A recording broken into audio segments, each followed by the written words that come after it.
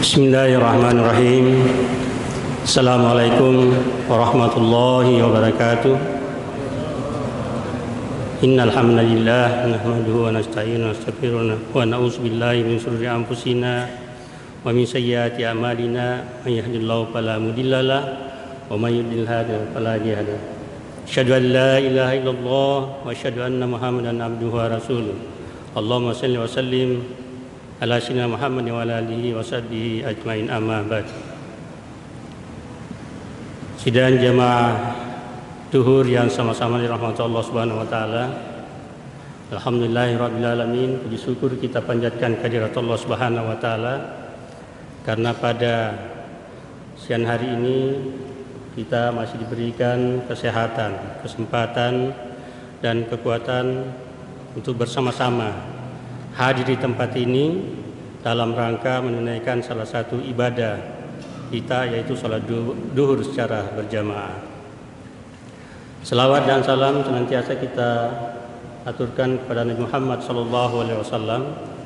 Allahumma shalli ala sayyidina Muhammad wa ala ali sayyidina Muhammad, nabi yang diutus oleh Allah Subhanahu wa taala sebagai rahmatan lil alamin. Dan semoga insyaallah kita semua mendapatkan syafaat di yaumil akhir. Amin.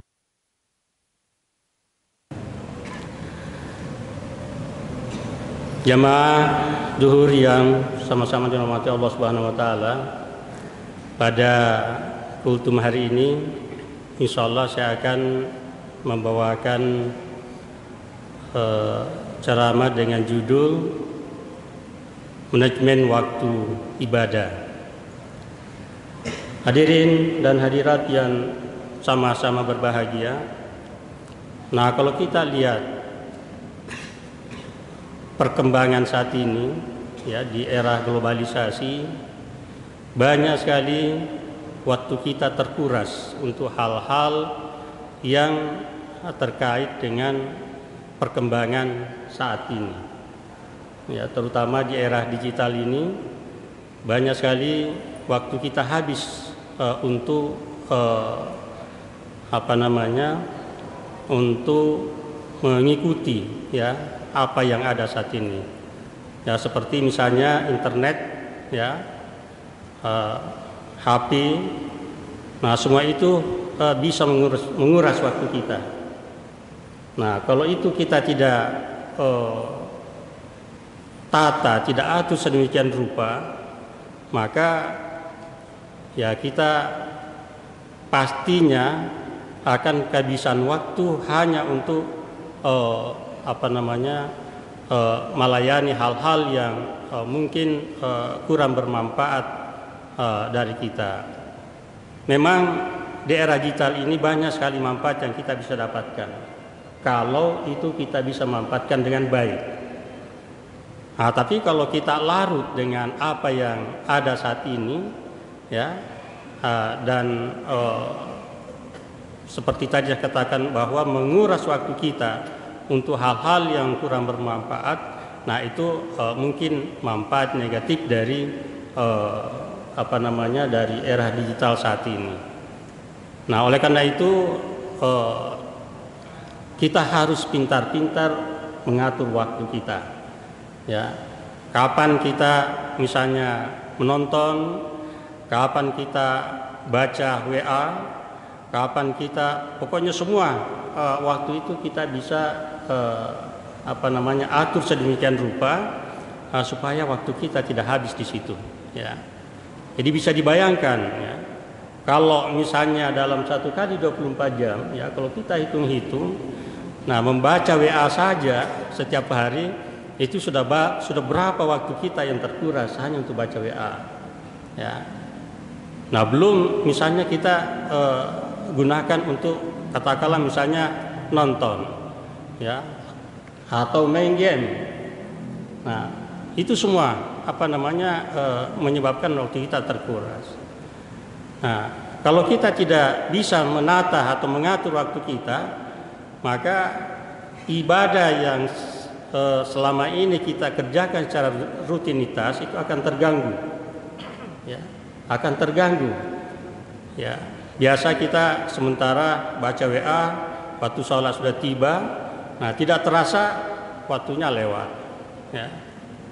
Nah, kita menonton ya atau main game itu waktu kita habis ya hanya untuk hal seperti itu. Nah, bagaimana supaya waktu kita dalam 1 kali 24 jam ini kita bisa manfaatkan dengan baik? Yang pertama yang kita harus lakukan adalah kita harus sering-sering mengevaluasi. Kita harus sering-sering mengevaluasi ya seberapa banyak ibadah yang saya lakukan dalam 1 kali 24 jam itu. Ya. Artinya kalau yang rutinitas ya saya kira itu menjadi rutinitas kita, misalnya sholat 5 waktu. Tapi saya kira banyak ibadah-ibadah yang lain ya yang selama ini kita lakukan itu bisa terganggu kalau kita tidak memanfaatkan waktu kita dengan baik. Nah, makanya saya katakan tadi bahwa kita harus sering-sering mengevaluasi ya. Misalnya dari bangun sampai tidur kembali, nah itu kira-kira berapa lama waktu yang kita siapkan untuk beribadah ya, beribadah. Nah, jadi dari hasil evaluasi kita itu kita nanti bisa membuat semacam jadwal kegiatan ya, misalnya dari pagi jam 7 ya, katakanlah misalnya mulai kita bangun, nah apa yang pertama kita lakukan, kemudian setelah sholat subuh apa yang kita lakukan, dan seterusnya sampai kita tidur kembali. Nah, kalau kita bisa jadwalkan seperti itu, saya kira dengan pengaruh katakanlah dengan era digital ini, nah itu kita bisa kita bisa memanfaatkan waktu kita untuk beribadah ya. Nah, jadi katakanlah misalnya sudah ada jadwal jam sekian saya harus zikir ya. Nah, jadi kalau sampai jadwal itu maka semua kita tinggalkan ya. Baca WA kita tunda, kemudian main game kita hentikan, lalu nonton kita hentikan, sampai kapan selesai jadwal kita itu ya. Nah, kalau itu kita biasakan, maka ya kita bisa kita tidak akan kehilangan waktu ya. Kita tidak akan kehilangan waktu ya untuk beribadah. Nah, Bapak Ibu sekalian yang saya hormati ya. Nah, jadi seperti saya katakan tadi bahwa saat ini banyak sekali waktu kita terkuras untuk hal-hal yang kurang bermanfaat. Ya. Nah, kalau mungkin kita selaku dosen ya atau mahasiswa ya banyak waktu kita gunakan untuk membaca ya, untuk mencari informasi-informasi referensi dan sebagainya ya. Nah, mungkin ya itu kita anggap waktu kita itu bermanfaat. Nah, tapi kalau misalnya ya seperti anak-anak kita saat ini ya banyak menghabiskan waktunya untuk main game ya, banyak menghabiskan waktunya untuk chatting dan sebagainya. Nah, itu yang perlu mungkin menjadi perhatian kita saat ini ya, supaya betul-betul ya hakikat hidup di dunia ini ya kita bisa kita bisa betul-betul laksanakan ya. Nah, karena ya kehidupan di dunia ini ya itu hanya untuk sementara. Nah, oleh karena itu kita selalu mengingat apa sih tujuan kita di hidup di dunia ini ya. Sebagaimana dikatakan bahwa wa ma khalaqtul jinna wal insa illa liya'budun ya. Jadi kita hidup di dunia ini itu untuk menyembah kepada Allah Subhanahu wa taala. Nah, kalau kita pegang itu, maka semua aktivitas kita, semua kegiatan kita di dunia ini kita harapkan bisa bernilai ibadah. Ya, kita harapkan bisa bernilai ibadah.